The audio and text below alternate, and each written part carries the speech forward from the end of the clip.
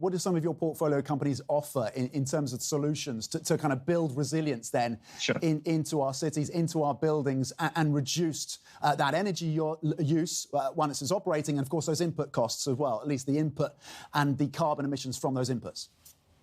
So I can give you a few examples, but for example, we've backed a company in the US called PassiveLogic, which has created a first fully autonomous building management system that's leveraging artificial intelligence to run those buildings. So they will consume much less energy, they will emit much less carbon, and they will allow pretty much any building on planet Earth to become a very smart consumer of energy. That's one example. But if you go a step above that, you'll be able to measure where the problems are coming from. And so we've backed a company in the UK called Satellite View, which is launching a constellation of satellites, which will be able to map out the carbon footprint, and the carbon efficiency of pretty much any single building on planet Earth.